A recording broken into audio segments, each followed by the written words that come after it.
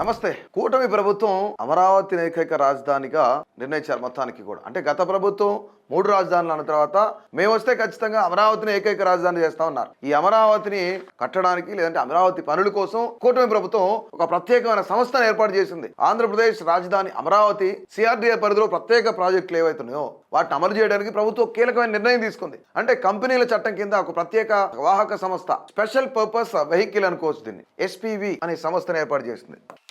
SPV అనే సంస్థను ఏర్పాటు చేసింది. ఎందుకు? ఇది అమరావతి ప్రాంతంలో అనేకమైన డెవలప్మెంట్ పనులు కానీ, వీటన్నిటికంటే రోప్ వేస్ కానీ, బ్రిడ్జ్లు కానీ, రోడ్స్ కానీ, లేదంటే ఐకానిక్ టవర్స్ కానీ, ఇలాంటివి ఏవైతే కొన్ని ప్రత్యేకమైన కట్టడాలు ఉన్నాయో వాటన్నింటినీ పూర్తి చేయడానికి పురపాలక శాఖ ఉత్తర్వులు కూడా జారీ చేసింది. ఈ యొక్క సంస్థను నిర్మించి ఎస్పీవి సంస్థ అనేది, ఎస్పీవి అనేది దాదాపుగా 10 కోట్ల రూపాయలతో ఈ ఎస్పీవి సంస్థ అనేది ఏర్పాటు అవుతుంది. పురపాలక శాఖ ముఖ్య కార్యదర్శి 99.99% దీని ఈక్విటీ భాగస్వామ్యంగా ఉంటుంది అనమాట. మిగతా 0.01% ఇది ఎవరి పరిధిలోకి వస్తుందంటే సిఆర్డీఏ మరియు ఇతర ప్రభుత్వ సంస్థలకు చెందుతుంది అనమాట. ఒకే ఇక్కడ ఎస్పీవి ద్వారా చేపట్టనున్న ప్రధాన ప్రాజెక్టులు ఒకసారి చూస్తే greenfield airport, NTR statue, Neerukonda పైన ఎన్టీఆర్ స్టాచ్యూ. ఇది గతంలో 1000 కోట్లు అనుకున్నారు, కానీ ఇప్పుడు దాన్ని తగ్గించి 500 కోట్లు అవుతుంది బడ్జెట్. నీరుకొండ పైన ఎన్టీఆర్ విగ్రహం. దీంతో పాటు స్మార్ట్ ఇండస్ట్రీలు, ఈ అమరావతి రాజధాని నిర్మాణం కోసం 81,317 కోట్లు అవుతుంది టోటల్ గా, ఇంక్లూడింగ్ ఈ బడ్జెట్ లోనే ఈ స్మార్ట్ ఇండస్ట్రీస్ కూడా అనుకోవచ్చు. స్మార్ట్ హబ్స్ కానీ స్మార్ట్ ఇండస్ట్రీస్ కూడా. కృష్ణానది పైన ఐకానిక్ బ్రిడ్జ్ ఒకటి కడుతున్నారు. ఐకానిక్ బ్రిడ్జ్ పొడవు చూస్తే 5.22 కిలోమీటర్లు. దీని బడ్జెట్ వచ్చేపటికే 2,500 కోట్ల రూపాయలు. కృష్ణానది పైన ఐకానిక్ టవర్ ఖర్చు ఎంత అంటే 5.22 కిలోమీటర్లు గాను 2,500 కోట్ల రూపాయలు అవుతుంది. స్పోర్ట్స్ సిటీ ఎక్కడంటే ఇప్పటం. గతంలో ఎక్కడైతే పవన్ కళ్యాణ్ ఒక భారీ బహిరంగ సభ పెట్టారు ఇప్పటం గ్రామం, ఆ ఇప్పటం గ్రామంలో కానీ, లేదంటే ఇబ్రహీంపట్నం ఐబీఎం అంటారు అంతా, ఇక్కడ ఇప్పటం దాదాపుగా 1600 ఎకరాల్లో దీన్ని కట్టాలని చూస్తున్నారు.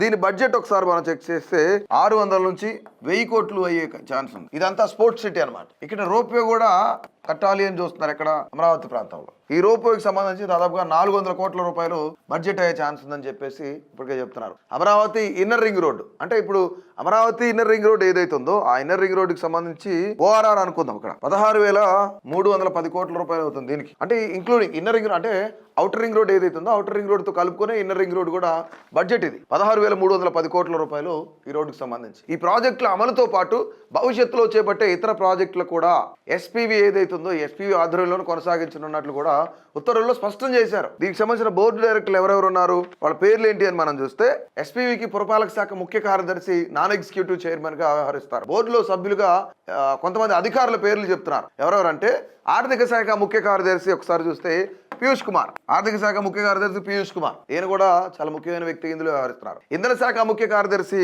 విజయ్ నంద్.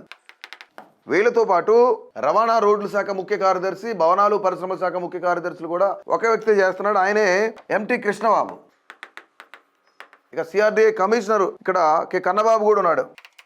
ఇందులో వీళ్ళంతా కూడాను ముఖ్యంగా చాలా కీలకమైన వ్యక్తులుగా, ఇక్కడ డైరెక్టర్లుగా, బోర్డు మెంబర్లుగా వీళ్ళందరూ వ్యవహరిస్తున్నారు. అదనంగా పారిశ్రామిక రంగం నుంచి కూడా 3 స్వతంత్ర డైరెక్టర్లు కూడా ఎస్పీవికి నియమించనున్నారు. బోర్డు సభ్యులు ఏవైతే నియామకాల్లో అవసరాలను బట్టి ప్రభుత్వం మార్పులు చేయగలుగుతుంది అనమాట. ఎస్పీవికి ఎండీని పురపాలక శాఖ ముఖ్య కార్యదర్శిగా నియమిస్తారు. ఇక్కడ ఎస్పీవి బాధ్యతలు ఎవరంటే దీని యొక్క ముఖ్యాంశాలు కూడా, ముఖ్యమైన బాధ్యతలు, దాని యొక్క ముఖ్యాంశాలు చూస్తే రాష్ట్ర ప్రభుత్వం సిఆర్డీఏ సమన్వయంతో ప్రత్యేక ప్రాజెక్టులన్నీ కూడాను అక్కడ రూపకల్పన చేసి వాటి అభివృద్ధి పనులు వీటన్నిటి చేస్తారు. ఇందులో కూడా సబ్సిడరీలు అలాగే జాయింట్ వెంచర్ల రూపంలో ప్రాజెక్టుల నిర్వహణ కూడా ఉంటుంది అనమాట. ఇక కొత్త ప్రాజెక్టుల కాన్సెప్ట్లు అలాగే ఫీజిబిలిటీ ఏదైతే ఉందో రిపోర్ట్ కానీ, డిపిఆర్లు కానీ, ఆర్థిక నమూనాలు కానీ రూపొందించి ప్రభుత్వ అనుమతులు పొందడం.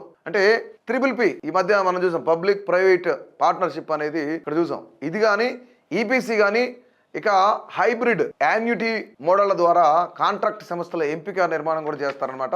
పూర్తిగా ఈ నిర్వహణ కూడా జరుగుతుంది. సో మొత్తంగా ఈ యొక్క ఏదైతే అమరావతి కోసం ఒక ప్రత్యేకమైన ఎస్పీవి సంస్థను ఏర్పాటు చేశారు, ఇందులో సిఆర్డీఏ కానీ లేదంటే పురపాలక శాఖ కానీ ఇవన్నీ కూడా ఇంక్లూడింగ్ ఉంటే అనేకమైన బోర్డు మెంబర్లు ఉంటారు. అంటే డెవలప్మెంట్ దిశగా ముందుకు వెళ్తున్నాం. దాదాపు 10 కోట్ల రూపాయలతో ఈ సంస్థ నిర్మిస్తే ఇందులో 0.01% మాత్రమే ఇక్కడ సిఆర్డీఏ కానీ లేదంటే ఇతర ప్రభుత్వ సంస్థలు ఇన్వాల్వ్మెంట్ ఉంటుంది. సో ఇది మొత్తానికి కూడా రాజధాని కోసం ఒక ప్రత్యేకమైన సంస్థను ఏర్పాటు చేయడం.